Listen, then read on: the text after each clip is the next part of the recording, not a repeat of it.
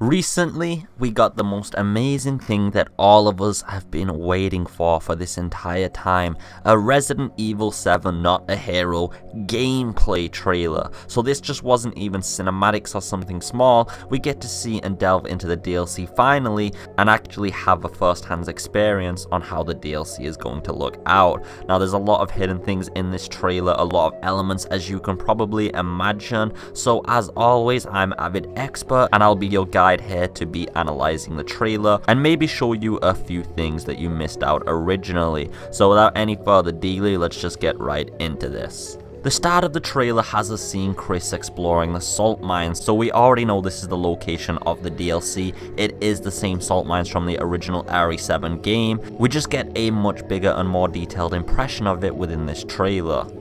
In one of the earlier scenes for the trailer, we actually get a good glimpse over how the red dot sight works, and this looks aesthetically pleasing. I can see how much this is going to help the aiming overall, and for those of you who are unaware, it does seem like in the full DLC we'll have the ability to change the crosshairs and the color of them within the red dot. However, I'm not sure if we'll be able to take it off and attach it to other weapons. We'll just have to wait for the full game to see that. For those of you with the eagle eyes, you'll also notice that there is chests and the tape system is going to be remaining in the game. So it looks like Resident Evil 7's item inventory management as well as save system has been directly ported to Not a Hero, and this is a good implication that End of Zoe will also have a very similar system. We all know Chris Redfield is going to be chasing Lucas through these salt mines, and in the original script there was a lot of puzzles that Chris was going to have to go through, you yourself having to use your brain to solve these puzzles, which would then allow Chris to progress through the area and eventually apprehend Lucas.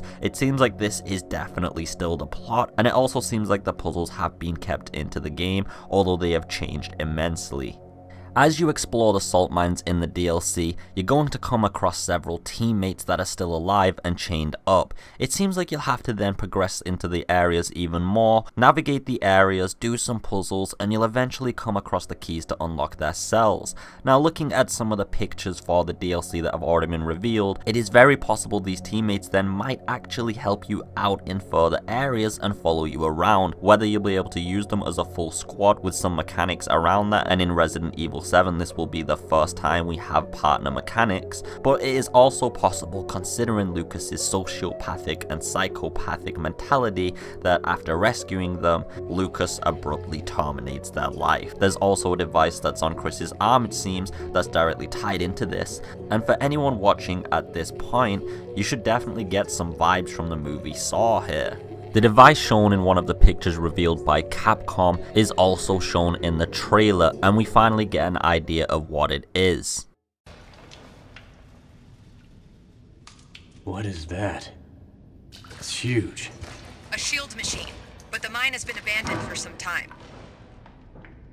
This is a device used to dig tunnels in a very precise way. However, I would like to say, of course, it's unpowered in the trailer, but in the screenshot you can see all the lighting on it has been enabled, so I'm sure at some point we're going to enable this, and this is going to be very key to the progression. Whatever was in the salt mines is directly related to the next game maybe, but this is a big find, and I'm sure it's related to Umbrella and some BOWs. At a certain point in the trailer, an enemy approaches as Chris lowers a cage to get a mannequin hand, which I'm sure is essential to progressing a certain puzzle. So it looks like Lucas definitely does have an obsession with mannequins. He's still using them to scare Chris Redfield as well. And also there's something very peculiar about the molded that's shown here. Not only is it the first real gameplay of what looks to be a white molded, look at the hair, that almost looks like Mia to me. I mean, that's kind of the first thing I actually thought. This could be anybody, of course, but the molded were of course supposed to be just a random assortment of biological material, and there was never any hair on any of them or any other discerning features, but this is kinda just eerie and very similar to Mia's hairstyle. Is this a possible foreshadowing hint that we're going to end up killing Mia as Chris Redfield? I'm not particularly sure, but I'd like to hear what you guys think about this point specifically.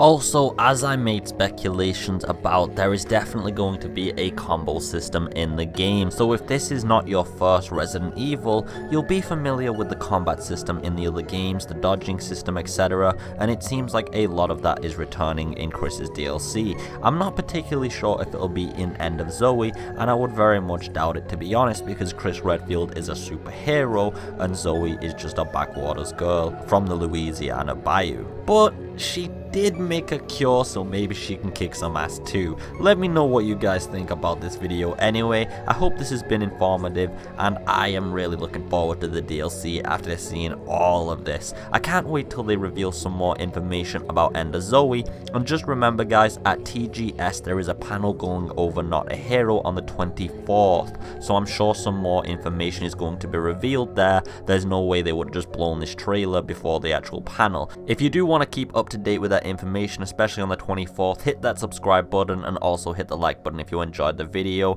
Anyway guys, I hope you're having a beautiful day. As always, take it easy and peace.